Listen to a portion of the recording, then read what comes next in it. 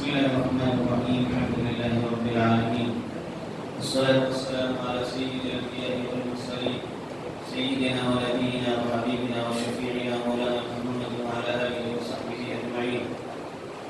أعوذ بالله من الشيطان الرجيم. بسم الله الرحمن الرحيم. إن الله يحب التوابين ويحب المتطهرين.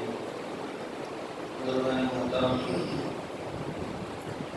بھائیوں اور دوستوں، طہارت اور پاکیزگی کی اسلام کے اندر اس قدر اہمیت ہے، صرف ایک حدیث سے اس کا اندازہ لگانا آسان ہے کہ اللہ تعالیٰ کے نبی سرکار دو عالم صلی اللہ علیہ وآلہ وسلم نے اس کو نصف ایمان قرار دیا۔ انسان کے لیے جسمانی طہارت، حسی طہارت جہاں ضروری تھی اور اس کے متعلق کچھ باتیں ہمارے سامنے آ چکی ہیں، اسی طرح سے انسان کے لیے معنوی اعتبار سے بھی طہارت ہوتی ہے۔ معنوی اعتبار سے طہارت انسان کا سب سے پہلے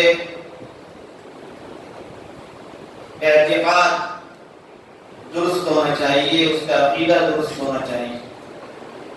اللہ تبارک و تعالیٰ کی وحدانیت کے علاوہ، اس کی بڑائی اور کبریائی کے علاوہ اس کے دل کے اندر کسی طرح کی کوئی چیز نہ ہو، اس کا دل ان تمام شرک کی علائشوں سے پاک ہو جو اس کی توحید کو، جو اللہ کی توحید کے اندر خلل پیدا کرنے والی ہو سکتی ہے۔ اس لیے کہ اللہ تبارک و تعالیٰ کی توحید اس قدر بلند ترین عمل ہے کہ اللہ تبارک و تعالیٰ کو توحید کے منافی جتنے بھی عمل ہوتے ہیں، شرک کی طرف لے جانے والے، ان تمام کے تمام اعمال سے اللہ تبارک و تعالیٰ کو سخت بیزاری اور سخت نفرت ہے۔ ان اللہ لا یغفر ان یشرک بہ ویغفر ما دون ذلک لمن یشاء۔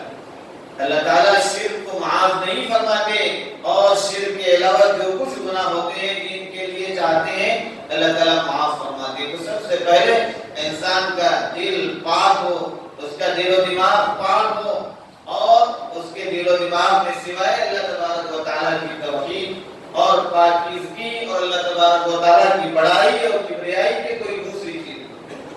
اب تعالیٰ کی بڑائی اور کبریائی اور اس کی توحید یہ انسان کے لیے نہایت ہی زیادہ ضروری چیز ہے، اور توحید کے علاوہ شرک کی طرف لے جانے والے جتنے بھی عمل ہیں نہایت ہی گندے عمل ہیں، اور انسان کے اعمال کو خراب کرنے والے ہیں۔ اللہ کے نزدیک اس کے اعمال جو ہے ضائع ہو جائیں گے، اس لیے کہ اللہ نے صاف اعلان فرمایا کہ شرک کو اللہ تعالیٰ کبھی نہ بھی معاف کرے۔ اسی طرح سے پاکیزگی کے اندر جب اعتقاد کی پاکیزگی ہوگی، انسان کے اعمال کے اندر بھی پاکیزگی ضروری ہے۔ انسان کے عمل کی پاکیزگی اور طہارت یہ ہے کہ اس کا عمل خالصتاً اللہ کے لیے ہونا چاہیے، اس کے عمل کے اندر کسی طرح کا شبہ ریا کا نہ ہو، دکھاوے کا نہ ہو، نام و نمود کا نہ ہو، شہرت کا نہ ہو۔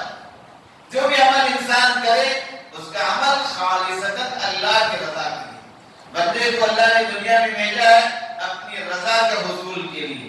بندہ جب تک اللہ کی رضا کے کام کرتا رہتا ہے، اللہ تعالیٰ اس بندے سے راضی رہتا ہے، اور راضی ہوگا اللہ تبارک و تعالیٰ اس کو اپنی ملاقات پر، اپنے پاس آنے پر بڑے اجر و ثواب سے نوازنے والے ہیں۔ اس لیے انسان جو بھی عمل کرے، جو بھی عمل اس کے لیے فرض قرار دیا گیا ہے، جو بھی عمل اس کے لیے سنت کی حیثیت رکھتا ہے، ان تمام کے تمام اعمال کو ضروری ہے کہ وہ ان تمام کے تمام اعمال کو پورے طور پر خالصتاً اللہ کے لیے کرنے والا، کوئی عمل ایسا نہ ہو کہ وہ دکھاوے کے لیے کرے۔ حدیث میں صاف طور سے فرمایا گیا کہ بندہ جب عمل کرے گا ترکتہ وشرکہ، وہ میرے ساتھ عمل میں دوسروں کو شریک کرے گا تو میں اس کو اور اس کے عمل کو بھی اور اس کی شرک کو بھی چھوڑ دوں گا، اس کا عمل قبول نہیں ہوگا۔ تو عمل میں دوسروں کو شامل کرنا، دوسروں کی خوشی کو شامل کرنا، دوسروں کی رضا کو شامل کرنا، اللہ کی رضا کو چھوڑ کر کے، یا اللہ کی رضا بھی مطلوب ہے اور دوسروں کی رضا مطلوب ہے، یہ ہو نہیں سکتا۔ اس لیے اعمال کو خالصتاً اللہ کے لیے کرنا چاہیے، اللہ کے علاوہ دوسروں سے اس کا عمل پاک ہو۔ شہرت کے لیے بھی انسان عمل نہ کرے، کسی کے ساتھ صدقہ و خیرات کا معاملہ کر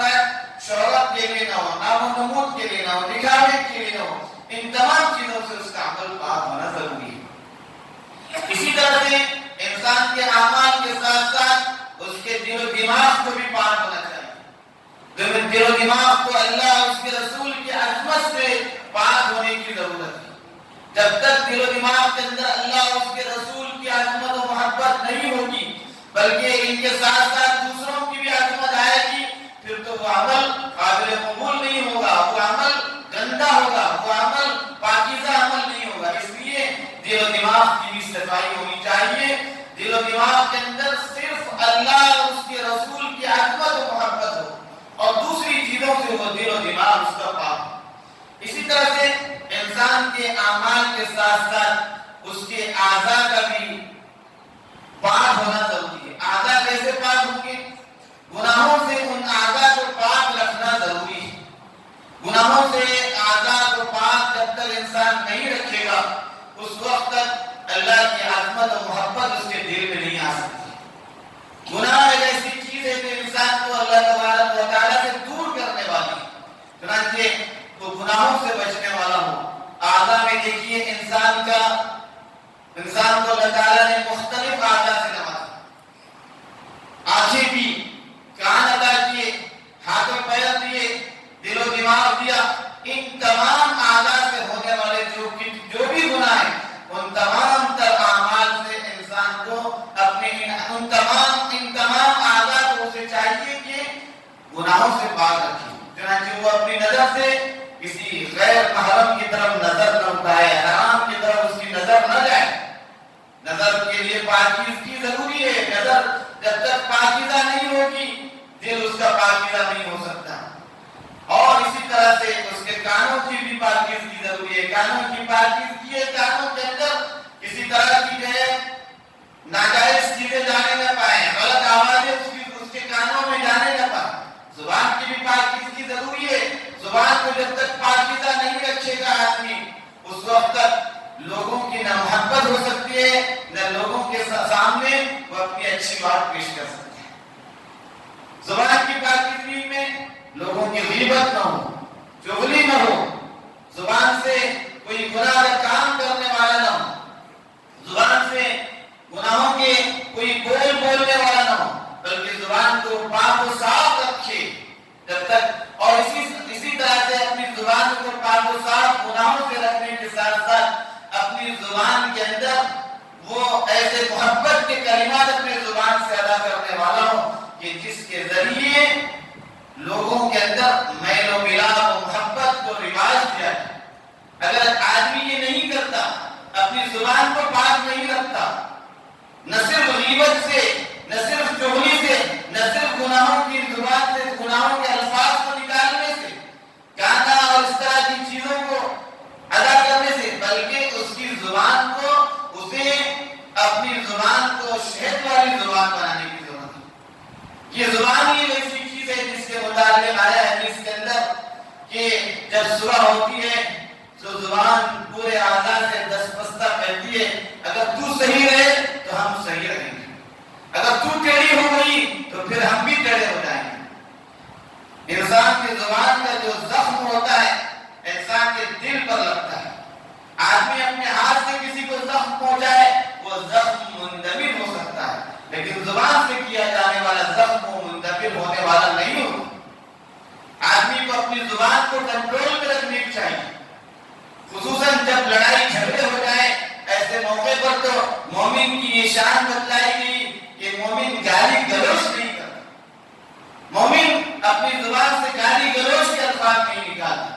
اپنی زبانوں کے تعلق سے ہمیں سوچنا چاہیے کہ ہم اپنی زبان سے کیا کیا ادا کریں. ما يلفظ من قول الا لديه رقيب عتيد. تعالیٰ کا ارشاد ہے کہ فرمایا کہ جو بھی زبان سے لفظ نکلے گا سخت ترین فرشتے مقرر ہیں, وہ اس کو پکڑنے والا, اس کی گرفت کرنے والا ہے. جب انسان یہ سمجھتا ہے, علامہ ابن کثیر رحمۃ اللہ علیہ فرماتے ہیں اس آیت مبارکہ کی تفسیر میں, انسان جب یہ سمجھنے لگ جائے کہ میری زبان سے نکلنے والا بول میرا عمل ہے, میری زبان سے نکلنے والا بول میرا عمل ہے, تو پھر اس کا زبان سے بولنا کم ہو جائے. اللہ کے نبی صلی اللہ علیہ وسلم نے حضرت معاذ کو جب یہ نصیحت فرمائی کف علیک حال, آپ نے زبان پکڑ کر فرمایا دیکھو اس حضرت معاذ نے پوچھا اللہ کے نبی صلی اللہ علیہ وسلم کیا ہمیں اپنی زبانوں پر مواخذہ ہوگا؟ اس پر اللہ کے نبی نے فرمایا سکلت امک یا معاذ، تجھ پر تیری ماں روئے. یعنی تجھے اتنا بھی معلوم نہیں کہ لوگوں کو جہنم میں لے جانے والی اگر کوئی چیز ہوتی ہے تو یہ زبان. اس نے لوگوں کو جہنم میں پہنچایا. اس لیے قرآن پاک میں فرمایا یا ایھا الذین آمنوا اتقوا اللہ وقولوا قولا سدیدا، اے ایمان والو اللہ سے ڈرو اور بات کرو تو سچی سچی بات کرو، سیدھی بات. غلط بات مت کرو، زبان پر غلط بات کو نہیں لانا. انسان کو اپنے اعضاء سے بھی کسی کو تکلیف نہیں پہنچانی چاہیے. ہاتھ پیر سے، زبان سے تکلیف نہیں پہنچانی چاہیے. ہاتھ پیر کی بھی پاکیزگی ضروری ہے، زبان کی پاکیزگی ضروری ہے، کانوں کی پاکیزگی ضروری ہے، آنکھوں کی پاکیزگی ضروری ہے، تمام اعضاء کی پاکیزگی ضروری ہے. اور اس کی پاکیزگی ہے کہ انسان اس کو اللہ کے حکموں کے مطابق گزارے.